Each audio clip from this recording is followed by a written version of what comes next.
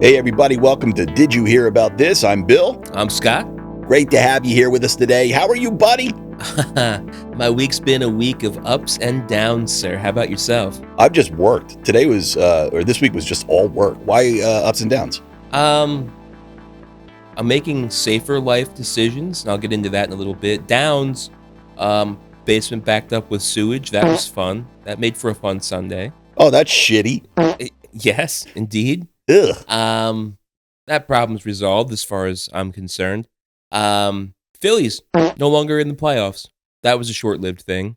So I got a lot more free time on my hands now. Making some safer life choices. So I had my car inspected back in March. For people not in Pennsylvania, Pennsylvania requires that you have your car inspected once a year. Well, I had mine done in March. They told me I need new brakes.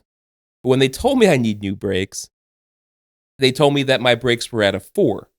And I said, oh, okay, what's that mean? Well, new brakes are a 9. I said, okay, do I pass inspection? And the guy said, well, yeah, if you fail, it's a 2. And I was like, well, it sounds like I'm halfway there. Right. So I didn't have my brakes replaced. But that was 6 months ago, 7 months ago now, 8 months ago now. So, I don't drive my car a whole lot. My commute's pretty mundane. But for a while there, I was like, every time I get behind the wheel, like, is this going to be the time? Is this the time I turn on the brakes and I just keep fucking going? Right. Like, living on the edge, man. So now my drive here was a little bit more pedestrian, but $1,000 later, I had to get other shit done to the car too. And I thought, boy, after $1,000, this thing's going to drive like a gem. It feels exactly the same way as it did before. Remember when we were young and $1,000 was like $1 million? Yeah. Now you're just like, just $1,000. Like, yeah, $1,000 is the new $100. Well, the garage called me after they did their inspection, and he was like, yeah, it's going to be $994. I called my wife, and I told her, and she was like, it's actually not that bad. I thought it was going to be $1,200. I was like, well, shut the fuck up. They still have it. They can find something for $200 more. Let's not talk this into existence. Oh, no. Yeah, they did my inspection not too long ago, and I have a BMW, and the BMW dealerships, like, this is the first time I've had a dealership that's this kind of, luxury, Sure. So they send me a video, and it's literally... I get that. Oh, you do? Okay, Yeah. Cool. And I'm listening to this guy talk for like 10, 15 minutes. I'm like, holy shit, you're just talking about the inspection. I just want to know if I passed. Right. And finally he says to me, he goes, yeah, these 3 tires, you're going to want to replace them. Well, the tires on this damn car, they're the run flat tires. Yeah. First time I've ever had them. I've already busted 2 of them hitting a pothole. Oof. They're very fragile. And they're not cheap. They're not cheap. So I haven't left the house since I got the inspection because I figured it's cheaper to just stay in and not have to change the tires. Yeah, like whenever I had to take the kids someplace or drive with the kids in the car, I was like, we'll take my wife's car. Yeah. Just in case this is the time. Yeah. Like I'll live on the edge, but I'm not gonna threaten the children's lives. Yeah. Amy's got a Subaru. Amy's walking by. She's got a Subaru, and that's the travel car. Like, it's never my car. It's always her car. Poor car is getting all the travel miles. Little edit there. So while Amy was down here, she just told us we had to go running upstairs and go out back and look into the sky. And what did we just see, Scott? The Northern Lights. Aurora Borealis. Aurora Borealis. That's a hard word to say. Aurora Borealis. Yeah, you sound like a dog with peanut butter on the roof of your mouth. Yeah, so that's happening tonight. I thought it was only happening in California. I didn't think it was happening on the East Coast. This is not a Pennsylvania thing. No, I've never seen a red sky like that. That was wild. So does it turn green? Was it green? I hear it was green, and then it fluxed into red. I don't know. Wow. That was cool. It was wild. 50 years old, and I've never seen anything like that. I thought you had to go to, Iceland to see this. Well, God interrupted our show, everybody, so sorry about that.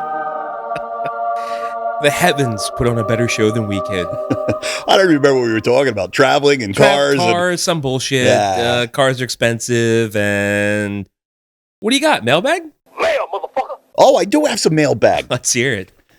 Everybody remember to like and subscribe and do all of that stuff. Just like everybody tells you on every YouTube video you watch, it matters for the algorithms. And if you go to Spotify, you can actually leave a comment now, which is where I got this mailbag comment from Eric. Remember last episode we were talking about 80s movies that we wouldn't mind being remade.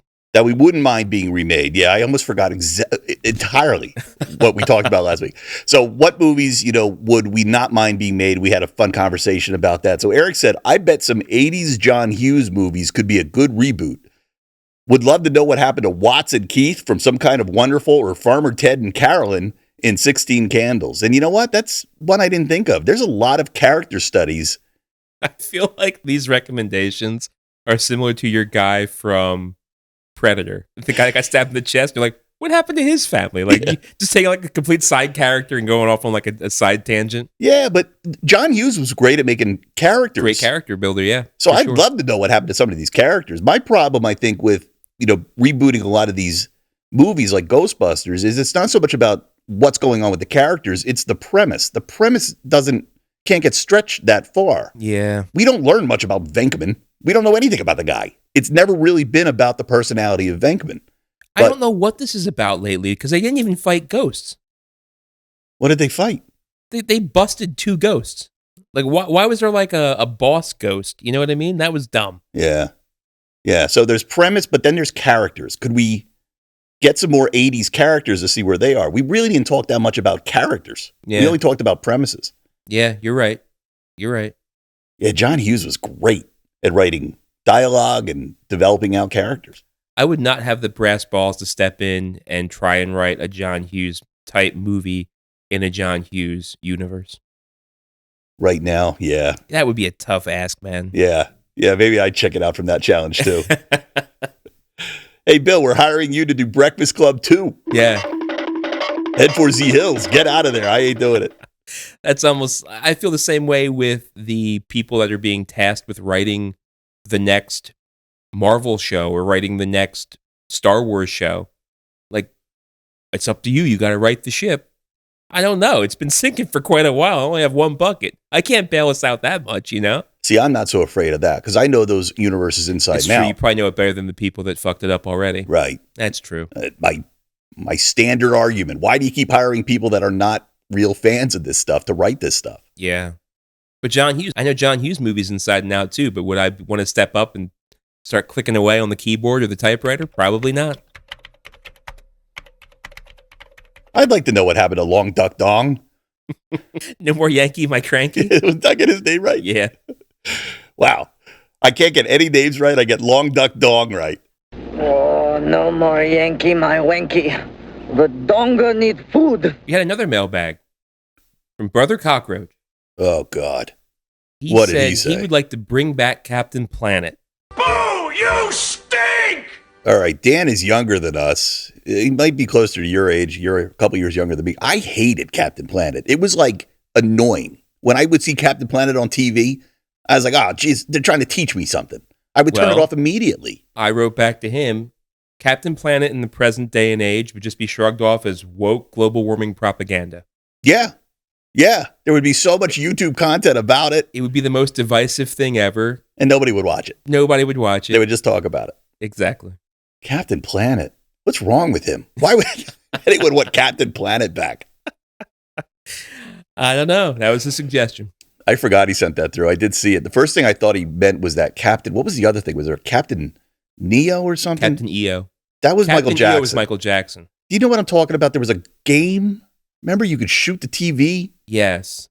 Captain Power. Captain Power? Yep, I had it. Barely remember that. That was like during it was the dumbest thing though. Like it was like you could shoot the television. No, you can't. It was a VCR tape. It was a VHS tape. You weren't shooting anything. It was having no impact on what happened on that screen. I remember that came out around like laser tag and photon. Yeah. When those were toys that we could play with. They were fun. Do you know how it worked? No. So the two ships you could use as like a laser tag game. It would shoot infrared light at the other thing, and if you hit the sensor, the guy would eject from the cockpit. And that's how you know you got hit. Okay. So you were having like a starship battle rather than shooting each other with guns. It was the spaceships would blow up. When you put the VCR tape in, or it was also a Saturday morning television show, when you were playing with the television, you put it into TV mode. Well, then you couldn't see the flashing light, so you couldn't prove what you were actually hitting. So it was all bullshit. I have no idea what you're talking about. What do you mean when you shoot the flashing lights? So the whole thing was when you had the VHS tape or the television, there would be like certain color sensors you were supposed to shoot with the spaceship's ray gun. Yeah. But when you put it in TV mode, you couldn't see where the ray gun was shooting. The flashlight that shone where it was flashing stopped shining. That's what TV mode was. So you're just pulling the trigger and it's making the noise, and maybe something on the television happened, maybe it didn't, but you had no control over that. It was a recording. All right, I get it. So it was a reflex game. It was like, there's something, shoot it quick. You got a second to do it. Kinda, a little bit like that, yeah. I hate shit like that. Like Dragon's Lair, when it would, the light would flicker in the corner. You had to quickly move the joystick to the corner. You had like a split millisecond to do it. Yeah, but that was a video game. You at least had control over that. You had no control over what happened on the VHS tape. This was just lying to kids. They never lie to kids. Yeah, it was the dumbest thing. I felt like such an asshole after I was like old enough to realize what was happening. I was like, well, fuck you guys. Yeah, I never touched that one. Captain Neo. That was Michael Jackson at Epcot. Jackson at Epcot, yep. I remember that was a big deal. Steven Spielberg shot that. He did? That at the time was the most expensive movie ever shot. How? It was like a 15-minute thing, I thought. The most expensive movie ever shot. Yeah, because Michael Jackson asked for $2 billion. It could be the reason why, yes. A lot of special effects for the time, too. Remember when his hair caught on fire at that Pepsi commercial? I know it happened. I remember the commercial with the sparks coming down. I don't think I ever saw him with singed hair or anything. Like, did he wear a bandage or something? I don't remember any of that part of it. Me neither, but I just heard something the other day on one of the YouTube things that was passing by that it really fucked him up. Like, he had a lot of problems from that burn. Really? And it may have been what got him hooked on pain pills. I didn't know it was that big of a burn. I thought it was just like, oh shit, like you mess with a celebrity's hair, that's part of their identity. That's a big fucking deal. When I was a kid playing in rock bands, I had my long hair. Yeah. I had a Marshall stack. I had a candle always on top of the Marshall stack so I could always see my knobs if I needed them on a dark stage. That was my thing. I had a candle. See, it was a thing. That was part of your rider. It was, nobody else had a candle. I was so unique. Was this like a jar candle? Like a yeah, this is Yankee Candle? Probably. Or it was like a pillar candle, like dripping wax everywhere. What are we looking at here, Bill? Were you a goth kid or were you like an interior decorator? It was sandalwood. It was like you've got a TJ Maxx. Yeah. It burned, but it didn't even smell. It tried to smell, but it was too cheap to smell. And I'm leaning down, tweaking some knobs, and my fucking hair lands into the candle. And I smell it like right away. Burnt hair is like no other smell in the world. And I'm like, whoa, and I just kind of grabbed and put it right out. So I always wonder, like, did his head catch on fire? His hair flammable like that? Or I mean, he always had product in his hair, so I'm sure that it was a bigger thing than just natural burning your long flowing locks landing in the sandalwood. They were pretty beautiful, those locks. Well, why don't we segue over to the Halloween topic of the day? It is feeling like Halloween out there. It really is. I love this time of year. The leaves are rustling. What I did here is I gathered a list of 25 interesting facts about different horror movies. I figure a lot of people are going to start watching the horror movies. I've started. Yeah. What have you seen? Halloween. I always watch Halloween. That's always my start. That's my kickoff to the year. All right, very good. We got a Halloween one there. So next time you guys watch these movies, I want you to go, oh, did you hear about this? Taught me X. We want to be helpful. We want to bring something new to your life when you watch these Halloween movies. I like it. Learn a goddamn thing. Let's start with Psycho from 1960. Love it. Classic Hitchcock. Remember the blood going down the drain? Are you going to tell me that it was chocolate syrup? You knew that. You Yes. knew that was chocolate syrup. Yes. I always looked at that blood and I was like, wow, that looks like real blood. It was chocolate syrup. And the reason it was chocolate syrup was because it was a black and white movie. And they were trying red and they're like, this isn't looking very good. Let's do something darker so it'll look like blood. Well, do you know that scene was so impactful for people that they swore that even though the entire thing was black and white, people swore that the blood was red that they saw on the screen. Like that false memory thing. Yeah. In their memory, they remember seeing red blood on the screen. Like they just colorized the blood, but never happened. It was always chocolate syrup on the screen because it was a black and white movie. Nobody cared. Yeah. Oh, that's funny. But it's like the way the mind plays tricks on you. And Hitchcock was great at suspense. He was the master of suspense. I think I'll go back and watch that. I saw it so long ago. I want to see what it's like with adult eyes. You know, I saw it when I was much younger, like 20s or 30s. I wonder if it's going to play the same for me. It's a great movie. I mean, a little slow going at the beginning, getting like the character building and all that. But then once she gets there and meets Norman Bates, man, it's all downhill from there. And the woman that gets killed, her name is, I almost said Hedy Lamarr. It's not Hedy Lamarr. It is Jamie Lee Curtis's mother. Yes. I can't remember her name. Tony Curtis and this woman spit out Jamie Lee Curtis. I can't think of it. It's going to bug the shit out of me. Janet Leigh. Yeah. Right. Jamie Lee Curtis. See how it works? God damn it. Anthony Perkins was the one who played Norman Bates. Yeah. I got another psycho one in here. It's later on the list, but I'm just going to move it up. So the sound of the stabbing. You know what? I'm changing this segment to, does Scott know these things? Okay, let's hear it. The sound of the stabbing. How did they get that sound? I'm going to guess they stabbed a pumpkin. They stabbed a melon. A melon. Okay. That's Yeah. a melon. Okay. I like that. That's nice. Let's go stab some melons. I'd love to be like that. What do they call them? Gaffers? Who are the guys that go out and just record sounds? Yeah, I think they're gaffers. I think they're gaffers. Yeah, I love that job. I like just doing sound drops on the show. Legal or not, copyrighted or not, I love putting the sound drops in the show. Who's the guy, maybe it's a gaffer, who does the sound effects for like the sci-fi movies? Like the guy who came up with all the different sounds for Star Wars is my hero. I think that's probably a gaffer. Gaffer, yeah. And it's like they're taking a elephant, crossing it with a fart, and then they tweak it with, phasers and chorus, and then they slow it down, and suddenly you get... That's a pretty wild job. Yeah, I want that job. I'm not sure I'd be good at it. All right, The Shining from 1980. The famous line, "Here's Johnny. Here's Johnny. Here's Johnny. Was improvised by Jack Nicholson. Yeah. Do you know that? Yeah. He improvised that. And that's Johnny Carson. Like people now, see the movie. No, it was actually Ed McMahon. Oh, right. So he was doing an impression of Ed the McMahon. announcer for, Johnny Carson.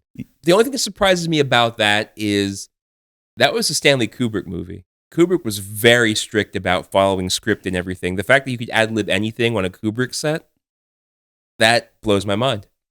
Yeah, that is kind of interesting. He must have just loved it that much. Like, hey, man, you broke the rule. You improvised, you fucker. But hey, that was good. We'll take it. I mean, it really did show the madness of Jack Torrance. That Red Rum kid, man, he was good. Danny? Yeah. Red Rum! Red Rum! Where's he now? How come he's not in Hollywood? Great question. Too much child therapy. Maybe. Speaking of therapy. So coming later on this list, I'm just moving it ahead. Another Shining thing. Stanley Kubrick allegedly made actress Shelley Duvall redo the iconic bat scene 127 times, which caused her physical and emotional exhaustion.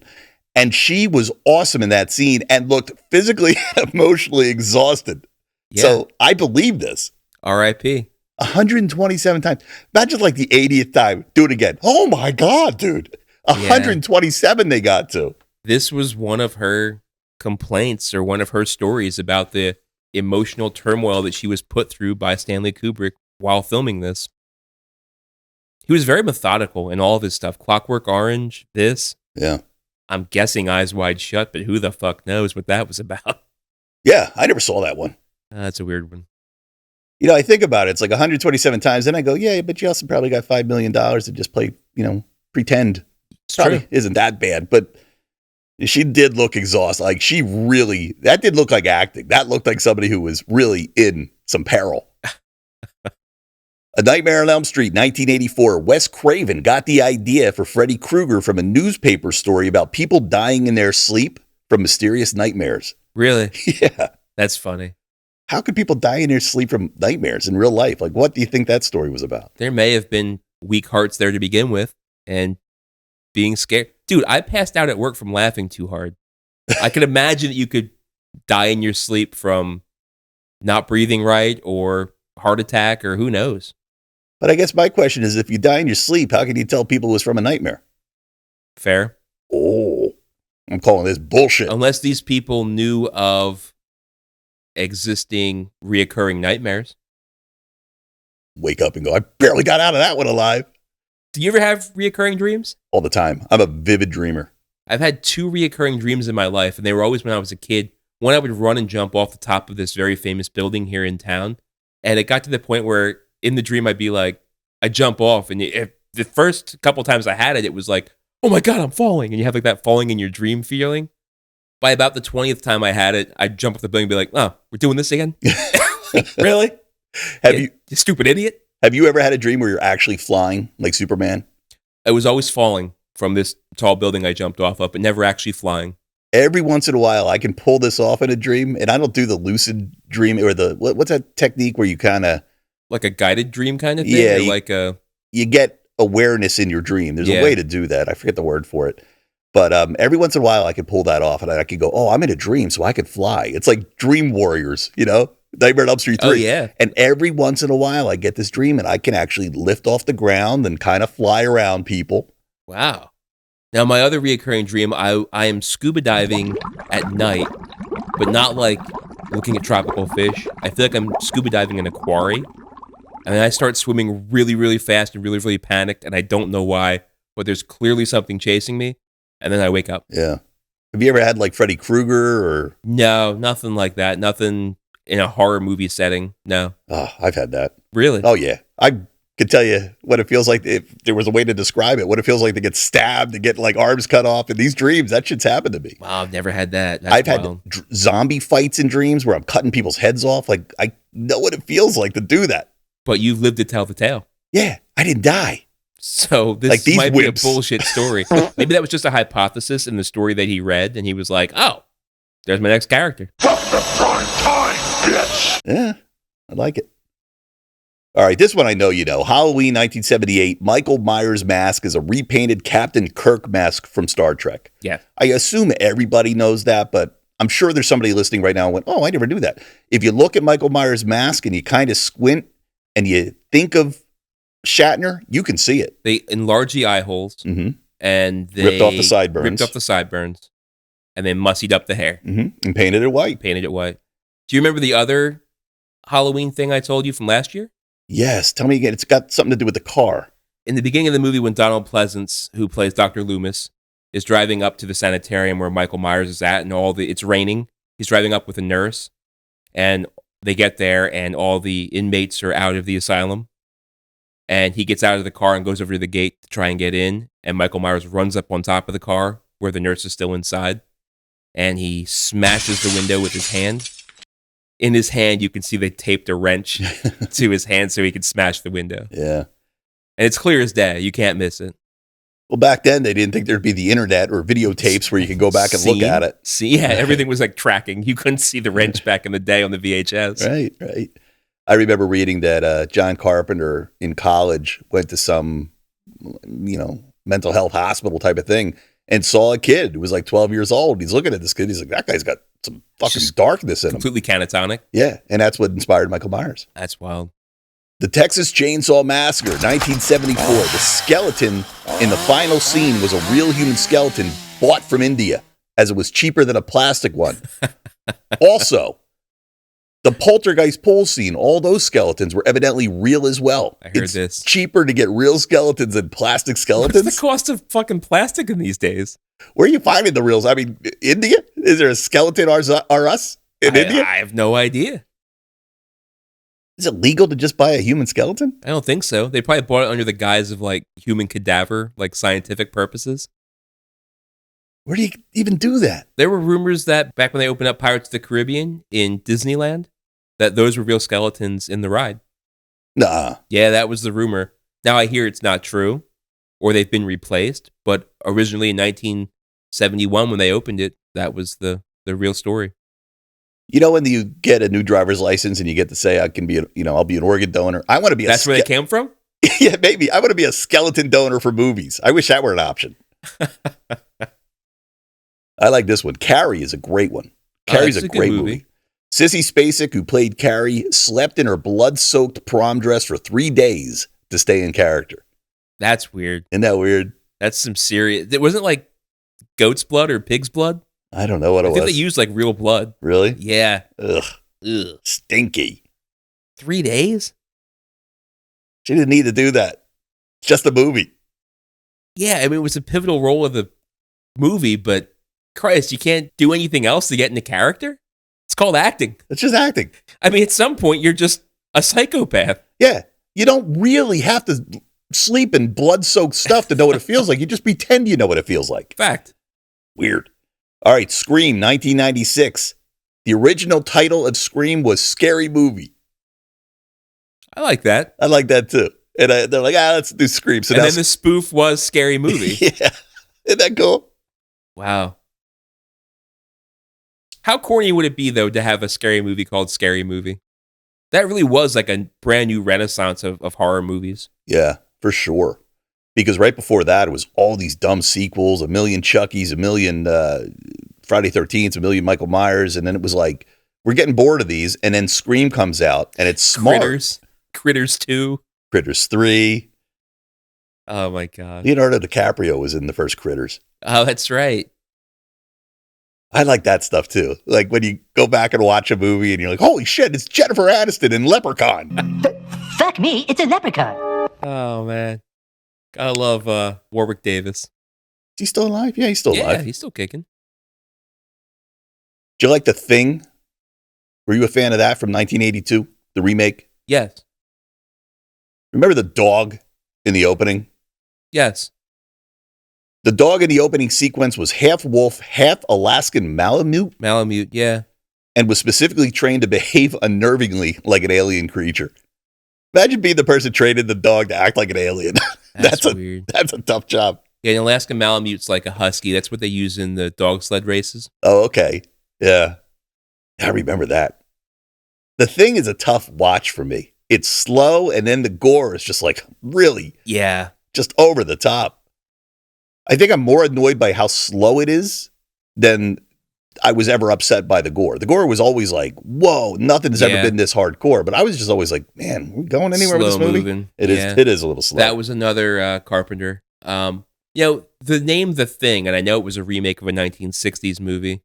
I mix up things like The Thing and The Mist and like all The those Fog. things. The Fog. Yeah. I mix them all up. So when you said The Thing, I was like, we're in Antarctica, right? Yeah, The Thing. Yeah. Okay. How about Rosemary's Baby from 1968? Did you watch that? 1968? Were you alive back then? No. I was negative 12 years. Have you ever seen it? I know of it. I've seen parts of it. I don't think I've ever sat down and watched the entire thing. Oh, do it. Yeah. Yeah. Super good. This is like she has demon spawn. Yep. Yeah. We've been talking about Only Murders in the Building because, I'm finally getting into that. It's an Only Murders in the Building horror movie. I feel like the parts I've seen, they're sitting around like interrogating each other. And it was weird. It was a lot of exposition I've seen. And I was like, is this going anywhere? Yeah, it's slow too. It's a 1968 movie. There was like that feel of 1960s, 1970s movies where it's like, okay, I get where we're going. Let's get there. Cut to the chase already. Well, back then it was the first time they did anything like that. Now it's tropey. Well, it's because we talked before. Like a lot of these things would have been stage shows that now they're photographing and putting on television. Right. Yeah. Well, anyway, that hotel that the whole thing is filmed in, that's the same hotel John Lennon was shot in front of. Oh, up off of Parkside Drive East. Yeah, right next to Central Park. Yeah. You know what? I think I have another Rosemary's Baby thing here further down. Let me jump to the Mia Farrow. Mm-hmm. Ate raw liver for a scene in which her character craves strange foods despite being a vegetarian. So she's a vegetarian, and they're like, well, look, we need you to eat the liver. You can't fake it. Sure, you could fake it. Absolutely, you could. I hope she got paid well. That's another thing where it's like you sold away. Well, I'm a vegetarian, but my character wants strange things, so I'm gonna like that's weird. Yeah. Man, you could have just put Play-Doh on a plate and had her chew it and spit it out. It's non-toxic. How do you know that? It says it on the can. Believe everything you read? Sure. Let's have some. Maybe I ate some. Maybe that's what's wrong with me. I don't know. You avoided paint chips, but you went right for the Play-Doh. Right for the Play-Doh. It's dough. It was like a donut. I used to like to bite into silly putty. I used to like the popping that would sometimes happen when I would clamp my teeth into the silly putty. I know of the popping you speak of, only from smushing it between my fingers. I never bit it. Yeah. I think that's what's wrong with me. It's more like snapping than popping. Yeah. All right. Alien, 1979. The chest burster scene was kept a secret from the cast, so the reactions of horror and shock are real. Can you imagine? Like, that's a hell of a day at the office. Yeah. I love it. They looked pretty freaked out. They sure as hell did. I would have been giggling. Look at that puppet. Could you imagine? This one I'm sure you know. Child's Play, 1988. The good guy dolls in the movie were inspired by real life My Buddy dolls. And Kid's sister. Kid sister. They came out after My Buddy came out first. And they're like, what are we going to do for the girls? I don't know. Put some pink overalls on it and some pigtails. Yeah. I don't remember that selling nearly as well as My Buddy. No. The Silence of the Lambs, 1991. Anthony Hopkins only has about 16 minutes of screen time, yet he won an Academy Award for Best Actor. Yeah. That's interesting. It's funny. He's like the serial killer that was already caught. You know what I mean? Yeah. Like he was just there to help out catching Buffalo Bill. That house is around here. Really? Yeah. It puts the lotion on the skin. Yeah, we can rent the house and go watch the movie. And the dugout part, where the kids, the pit, is apparently in the house. No, thanks. No, you wouldn't do that? Check, I would please. do that. I would totally do that. You'd be scared? I don't want to wear a man suit. How about Candyman? You ever watch that? I have. Candyman 1992. Tony Todd, who played Candyman, negotiated a $1,000 bonus for each time he was stung by a bee during the filming of the swarm scenes. Yeah. I wonder how much he actually got from that. Ugh, that's wild. I'm sure that there was a lot of fucking bees. Yeah, there were. Man. I remember Candyman being like an urban version of Bloody Mary. If you said Candyman 3 times, he would show up. A great way of putting it, yeah. Or Beetlejuice. Yeah, there you go. I remember it. I was not that big a fan of it. I don't know. It was too dark. It was too real. I always liked my horror like silly, unless it was a Rosemary's Baby or something that was just so brilliant. Yeah. I never thought Candyman was that brilliant, but a lot of people love Candyman. Speaking of funny and men, you remember Lawnmower Man? Oh, yeah. The Stephen King movie But it that was like- wasn't at all the Stephen King story No, and it was kind of their way to introduce computer graphics that were awful. and VR, Oof. and it was so bad. So bad. So bad. Lawnmower Man. Yeah. Damn, I would have forgotten all about that one.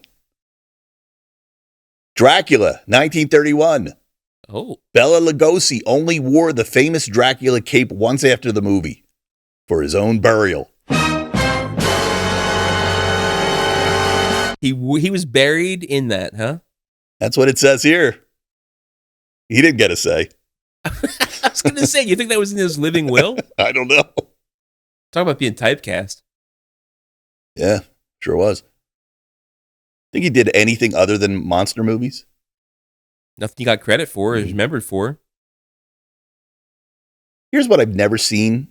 The Amityville Horror, 1979. The original? I've seen Yeah. it. I've seen it. Remember you saying that. And you saw the remake and kind of... With Ryan Reynolds? Yeah, didn't you tell me you saw it and liked it? No, I saw it, but it was it's not what I was expecting it to be. Oh. So James Brolin, Mm-hmm. Josh Brolin's dad, Moved the family into a haunted house. he claimed that reading the script convinced him to take the role after he felt a pair of invisible hands grab him. What? So he had a real ghost experience, and he's like, well, I'm taking this movie because if I don't, what the fuck else is going to happen? those hands might grab me again. I don't Yeah. know. Really, I don't get the connection here, but he believed he was grabbed by ghost hands. Where'd they grab him? Is this like a Dan Aykroyd in Ghostbusters 1 hands grabbing him? Did they undo his belt? They were checking him for testicular cancer. That's funny. Yeah, that scene in Ghostbusters. Yeah. I remember the ghost taking his belt off and he wasn't freaking Yeah, out. he But I crosses his eyes. I was a kid going, what's going on? What I don't the get fuck it. is happening here? Gremlins, 1984. The studio added the disclaimer, no animals were harmed to the film because people thought the gremlins were real creatures. So the microwave scene and just slaughtering them left and right, I guess. Yeah. They had to say that no animals were harmed. People thought the gremlins were real. And people say things are woke today. That's fucking lame. Man, I can't. This world. Do you remember the Jurassic Park, 1993's Jurassic Park, when there's a photo of Steven Spielberg next to the Triceratops? No. It came out just not long ago. I say not long ago. It was back when Facebook was starting to get really popular. People started spreading around pictures of, on set, Steven Spielberg posing next to the Triceratops, and it looks like he shot it.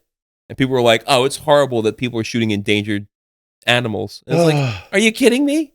They've been extinct for millions of years. It's a fucking movie set, you idiot. Unbelievable. That was the beginning of fake news.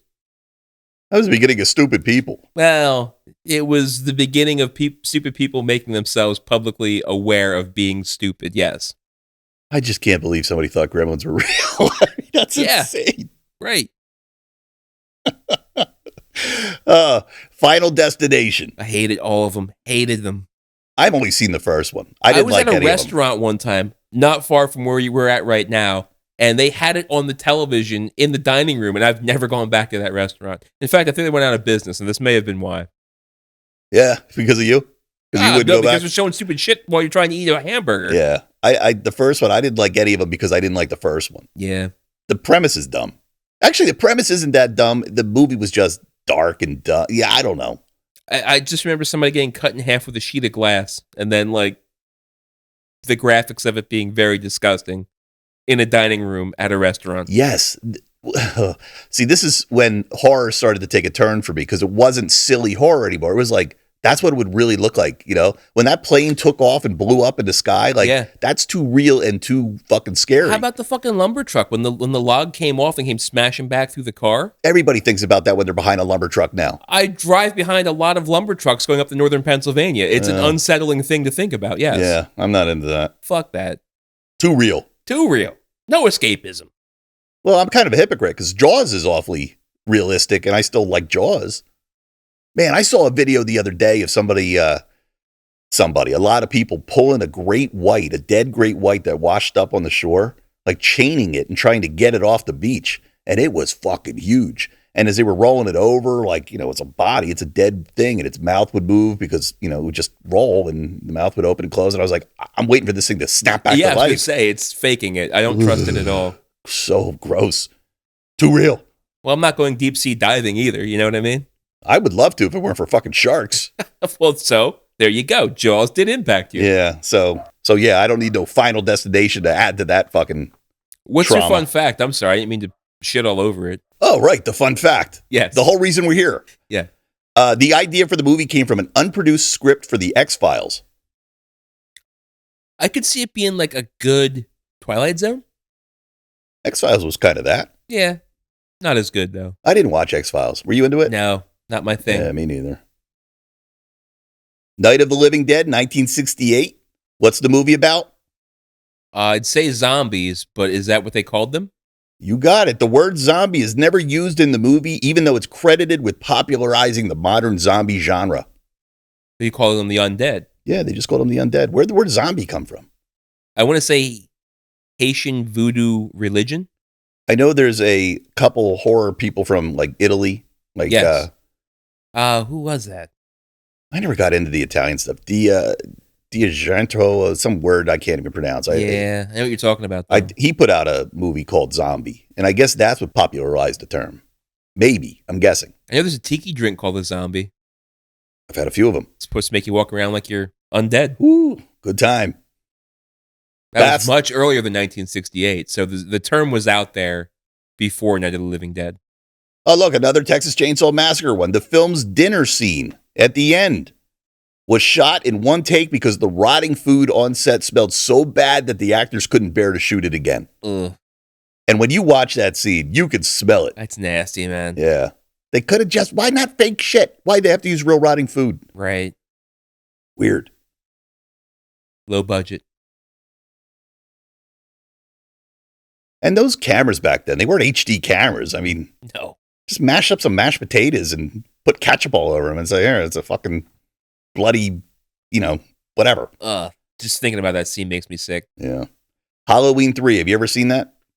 The Halloween 3 was the one with the mask, the Halloween mask company. Right. Yes, I have. No Michael Myers. No in Michael that. Myers. That's because they were trying to make Halloween like more of an anthology that came out every year on Halloween, not a Michael Myers story. I just don't know how you know all this stuff. Yep, exactly. So it was supposed That was the fun fact? Yeah. Oh, okay. It was supposed to kick off an anthology series, but since 3 did so poorly, they're like, Back to Michael. Yeah. Where's Michael at? People are really now starting to love that movie. I talked to people who were like, yeah, Halloween 3, we hated it, but it's really grown on me. I liked it. I didn't. No? No. I don't think I've seen it since I was a kid because I was just so bored with it. I think you were expecting Michael Myers, probably. Yeah. Well, Have you seen it again more recently? No, I think that's gonna. I think you should. It's gonna have to be a watch. It's gonna have to be a watch this Halloween. I know it's directed by Tommy Lee Wallace. Yeah. Who worked on the first movie. Tommy Lee Wallace is the person that created the Michael Myers mask. So the whole premise of this movie, for those that don't know, there is a company out there putting out Halloween masks for kids to wear. Kind of reminded me of the ones like we have down here in Collegeville Mask Company. They're like the plastic masks and like the smocks. Yep. And when kids would wear the masks, they become like zombies, like brain controlled. Yeah. At a certain point of a TV broadcast. Yes. Have a happy Halloween, Yeah. happily. It would be take over their brains and they would, yeah. Here's what I don't remember seeing all the way through it. American Werewolf in London, 1981. Yeah. Like I always thought it was like the juxtaposition of his friend dying like early on. And he's just like hangs around as a constantly decaying corpse throughout the rest of the movie talking to him and shit. That's right. It seemed like a comedy thing in a horror movie, you know? That was Griffin Dunn. Yeah, Griffin Dunn. Whatever happened to him? I don't know. He constantly gradually decayed. Yeah. Decayed right out of Hollywood. Right out of Hollywood. The film's groundbreaking transformation scene won the first ever Academy Award for Best Makeup. And the same guy that did that makeup did Thriller for Michael Jackson. Oh, shit. I didn't know that. Yeah. Same director then, too. I think so. So you're looking it up for us. Was it John Landis? Was it Joe Dante? It was John Landis. John Landis, and Yep. he did the Michael Jackson video. Yep. So they got the same director, they got the same makeup guy for Michael Jackson. Yes, they did. In fact, John Landis wrote and directed American Werewolf in London. Didn't he do Animal House too? Because I always think of him as a horror guy, but I think he also did Animal House early on in his career. Indeed, he did. See, I know my shit. You sure do. He also did Debbie Does Dallas too. That is incorrect. You don't think that's true? So you know your horror. I know my Debbie Does Dallas. That is not a true statement. All right, one more. A Nightmare on Elm Street. Wes Craven got the idea for Freddy Krueger's weapon. You know, his hand with the blades. His hand razor. Is that what they called it? A glove? Just a glove. Yeah. Got it from Wolverine. No, I'm kidding. He got it from a childhood memory of seeing a homeless guy wearing a similar glove. I thought it was like a gardening glove that he would use to do hedges. Is that not what it was? No. Is there never a glove like that was a real tool used by anything else? Not that I've ever seen. Really? Really? I just thought it was a gardening glove. I think I may have gotten that from The Simpsons now that I think about it, because in the One Treehouse of Horror, they had groundskeeper Willie wearing one, and he was like just like razoring a bush. It's a great idea, but I don't know that it ever existed. Oh, okay. There's a scene, it might even be in the first Nightmare on Elm Street, where he's putting the glove together. So he made it himself. Oh, okay. I don't remember that. Why did that not exist? What a great idea. Yeah, maybe it wouldn't even work. Like, how sharp would it have to be to cut a shrub? I got a prop glove. We can go outside and see. It ain't gonna work. Break our fingers trying to do it. You have a prop glove and a picture of a prop glove. I know I do. Oh, my wife, my sweet wife. She saw a Instagram ad for a boxed Freddy glove. And she's like, oh, my husband would love that. It's like a display piece. She orders it. It's an Instagram ad. You never trust these fucking Temu type Instagram ads. The goddamn thing shows up. It's a picture of a glove. It's a picture. She bought a picture. Which now proudly hangs in the garage. It does. What else am I going to do with it? It hangs in the garage. Well, those were some fun facts, man. I didn't know all of them, but I You knew a lot of them. I did. Impressive. Yeah. I watch a lot of nerdy shit about movies. What can I tell you? I probably watch more nerdy shit about movies than I actually watch movies. I watch nerdy shit too. I just don't remember it like you. Okay, well, maybe that's the part. That's the problem. All right, let's get on to the news. All right.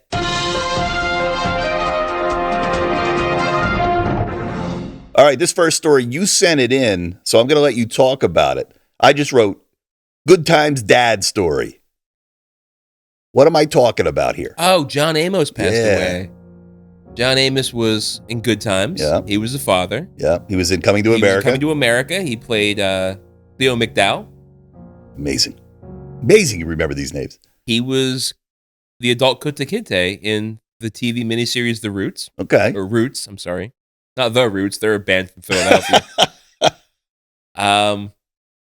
He was in Beastmaster. He played Seth in Beastmaster. Oh, I fucking forgot about that. Yeah. I only remember Rip Torn was in it other than Mark Singer.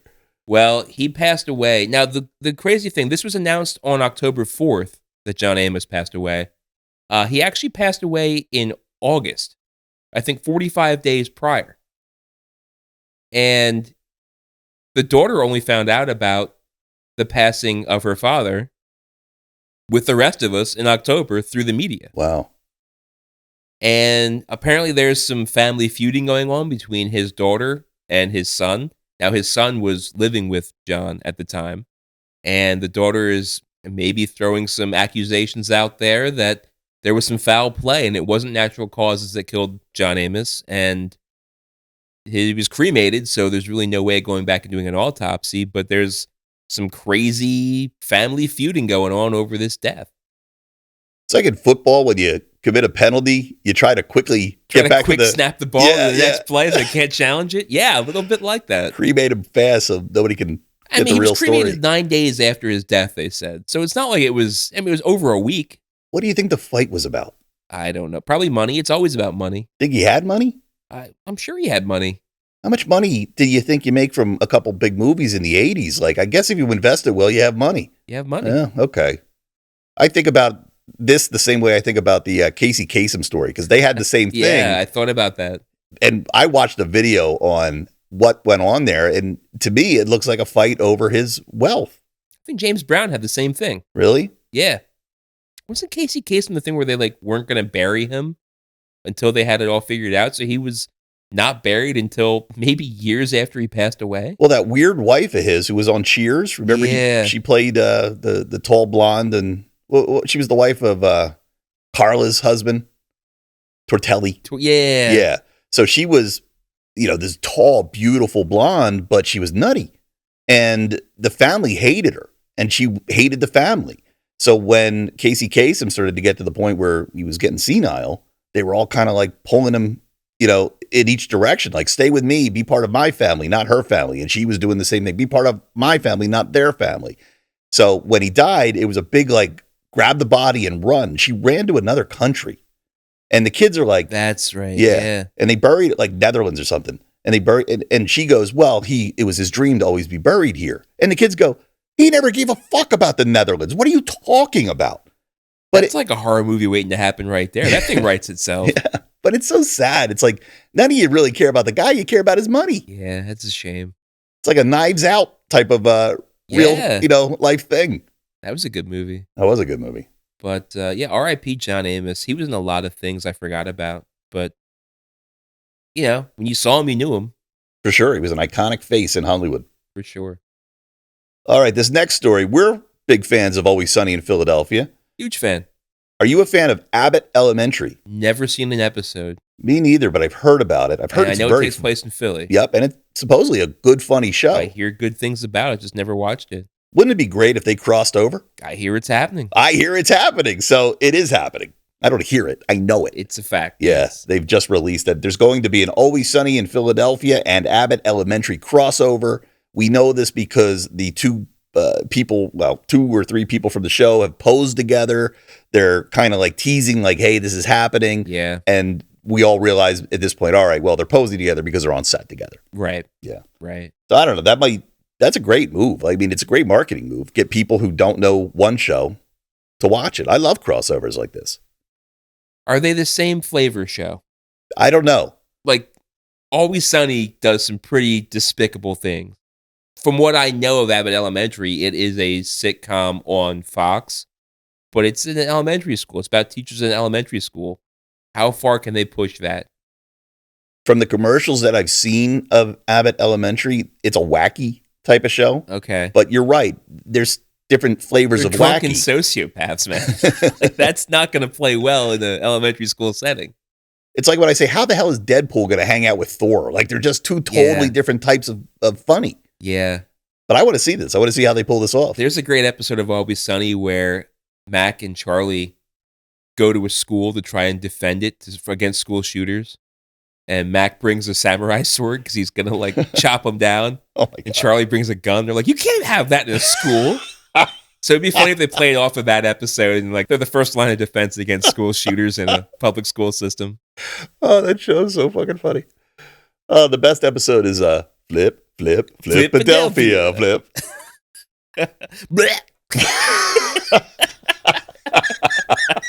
If you don't know what we're talking about, go watch the show. You're missing out. All right, here's a weird one from Cineblend.com. The Russo brothers, who I'm a big fan of. You know the Russo? Cinema Blend? Cinema Blend. You don't know Cinema Blend? Yeah, you said Cinema Blend. You made it sound like it was a fucking donut at the mall. Cineblend? Cineblend. Cinemablend.com. The Russo brothers. Yes. I like the Russo brothers because I'm a huge Avengers Endgame and Infinity War fan. The Russo brothers' new Netflix movie features Mr. Peanut as a character. I saw this headline. Wait to hear about this movie.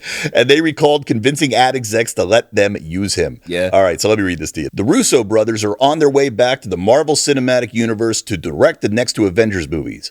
However, before they do that, they're finishing up work on what might be an even wilder experience. Their upcoming Netflix movie, The Electric State, features a battle between humans and robots, which bizarrely includes a robot Mr. Peanut, voiced by Woody Harrelson. What? This sounds like a fucking fever dream. And the brothers explained how they convinced execs to let them use Mr. Peanut. The setup for The Electric State is weird enough on its own. It's set in an alternate timeline in which, due to Walt Disney's creation of audio animatronics for Disneyland in the 1950s, robots take a different path and become sentient. This leads to a robot versus human war where the robots are led by Mr. Peanut. Joe and Anthony Russo were apparently quite committed to using the beloved snack mascot. They told Vanity Fair it took a lot of conversations with Planters' parent company, Hormel, to make a deal. Anthony Russo says, we pursued it for a long time, and it was a process for the Hormel folks to come around to it, but eventually they did. It took a lot of middlemen and conversations through middlemen about what we were trying to do, and it eventually all worked out. This sounds interesting. Wow. They're funny guys because they also did a ton of the Community episodes. Right. So Right. when they went from Community to Marvel, it was kind of a weird move, but they pulled it off in Marvel because they're funny. They know how to make good, serious movies with some humor, and they know how to make really wacky shit. What other, like, franchise animatronics could they pull in for sequels? You know what I mean? Like why stop at Mr. Peanut? Chuck E. Cheese could be in there. Hell yeah. Ooh. That's like Five Nights at Freddy's. Oh yeah. Yeah, I guess it is. Yeah. The Hall of Presidents. I was just going to say Thomas Jefferson with a big machete. Oh my God. What a weird movie. I wish I had here when it's coming out. I don't have that. I ain't leaving the house until I see it. It's going to save on tires. That's right. All right, we got two more here. You sent this one. Henry Cavill to star in Voltron at Amazon MGM. So they're going to make a movie? Live action movie. On Voltron. Voltron. That's one I didn't even think about. Now, had I, it wouldn't have been qualified to make the list last week anyway, because they did just make a Netflix series of Voltron. Cartoon. Never live action, though. But now they're going to make a live action Voltron. I think Henry Cavill's playing Black Panther. That doesn't sound right. Yeah, I think they call them lions. You're right. I was huge into that cartoon. I loved it. Yeah, you got it. Puts his hands together and stretches out a sword from nowhere. Yeah. Remember the other Voltron was a bunch of cars? That sounds like the constructor bots from Transformers? No, yeah. there's another Voltron. It was a Voltron that came before the Lions one. Destructibots. They weren't the Constructibots. They were the Destructibots because they were Destructicons. They were, yeah. No, so yeah, maybe that's where all this stuff, all the Transformers stuff, the Voltron stuff. Not Lion Voltron? Yeah. There's a car Voltron? There's a car Voltron. And That's it's like, not as cool. no, it's like 30 cars. You put them together and you can make a robot. And that one never took off. But when the Lions came out and that cartoon came out with the Lions, every kid wanted that Voltron. Yeah, but isn't Mighty Morphin Power Rangers just live action Voltron? Yeah, but everything that comes from Japan is that. Yeah, you're right. It's always about Zords and putting them together. Yeah. Yeah. And I wasn't a big anime fan then. I never even realized at the time I was watching anime. I was just going to say that. Yeah, I didn't who even knew? know. Yeah. So I watched that Netflix reboot. I tried to. I watched like 3 episodes and I was like, this stinks. This doesn't. I mean, the original Voltron, that was like your first foray into anime, and now you're just like watching hardcore hentai porn. I don't know. I guess I didn't get to the 4th episode where the porn started. I have it was a gateway anime. I have that Voltron somewhere too. Yeah, man, I got to look for that. It's got to be in my mother's garage or something. The original. Yeah, the original with Yeah. the 5 lions. I had a great time playing with those as a kid. And the black lion was like this huge one. Yeah, because he was the whole body. He was the whole body. And he came with like a shield. And I'll form the head. Yeah, Voltron. All right.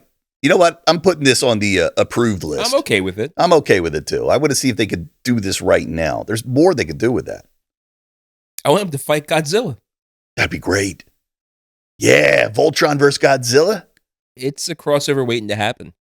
But Henry Cavill's got a lot on his plate right now. I mean, he's doing Warhammer 4K or 40K. I don't even know what that is. It's a game. It's a game, but he's big into it. It means a lot to him. He's going to be doing the movie.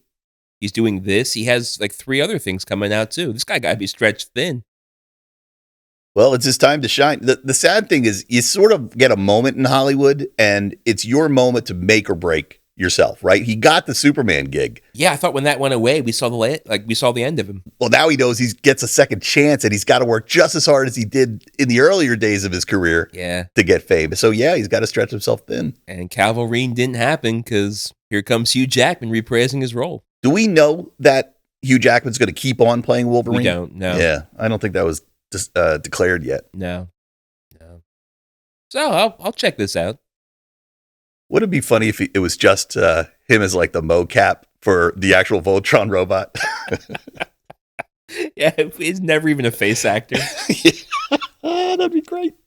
Wait, wouldn't it be great though if they made him just come to set and smoke cigars for 8 straight hours and they got sick as could possibly be, and they're like, "Hey, you know what? We're going to make this anime. We're going a whole different direction. But thanks for showing up." Yeah, thanks for showing up. But we got 3 seconds of footage. God,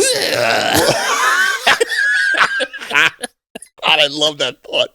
It still makes me laugh thinking about that. Well, we talk about there's been a lot of bombs this year, right? We've had we've had the Borderlands bomb. Uh-huh. We've had, what was the other one that came right before that? The Crow bomb. Crow. What else? Oh, I mean, so many things. I know where you're going with this story, though. Yeah, You're Joker talking 2. about the Joker 2. Did you think this was going to bomb? I hoped it wouldn't. I thought the casting of Lady Gaga would have been a good addition. But am I surprised that a DC movie in the DC universe bombed? Not at all. Joker, I don't speak French. Filet la dieu. Filet dieu. Joker filet dieu. Isn't it? No, go ahead. I'm not going to try. No, I want to see you try. Filet dieu. Isn't it Folie à Deux? Maybe, I don't know. Is facing significant backlash with disastrous $40 million opening weekend as a D- cinema score rating. Critics and audiences have panned it, particularly for its messy narrative and forced musical elements. That's what I was worried about. Well, I mean, you kind of have, like, they did do like some singing and dancing. His whole thing dancing down the stairs in part 1, that had musical connotations to it. Now you hire Lady Gaga and you piss it away by not having her sing? Get the fuck out of here. Of course you are. Yeah, but I didn't know it was going to be a musical. What's wrong with Well, that? I did know it was going to be a musical. That kind of leaked out early. The film's $200 million budget makes its poor box office performance more striking, leaving Warner Brothers disappointed. Many are puzzled by how a sequel to a billion-dollar hit could flop so hard, with speculation that its chaotic production contributed to its failure. But I've also been reading that the director had no interest in doing this. And they basically... Then why do it? Maybe he was contractually obligated to do it. Ah, it's so dumb. I'm not going to spoil what the story's about, but I've heard it. Yeah. And it's just like, whoa. Of course it happened the way it happened after you hear about the story. Yeah. And I have no interest in even seeing it. I know. I don't either. We're not going to spoil it for you, but... Yeah. I won't, but I will say I do think the way the story goes, it is an opportunity to tie it into existing Robert Pattinson Joker and bringing... Because right now we have the Robert Pattinson Batman. We have this animated thing that's happening on Max Batman. We have, I guess, have we seen the end of Affleck Batman? I think he's done, yeah. He's done. But then we have the Penguin thing happening on Max in live action. Yeah, I mean, there's so many different fractured storylines. Like, what happens in this Joker, what is it? Fallait Adieu. They can tie it all together. And that's all I'll say about it. Mm. Well, the one thing I know about the director, Todd Phillips. Todd Phillips has made some cool shit. He's made the Hangover movies, a couple other really funny movies. He even made a documentary way early in his career on Gigi Allen. So if you know anything about Gigi Allen, he's a punk, just a punk musician, out of control punk musician. Like the shit that he does, if I say it on the microphone here, like YouTube will ban us.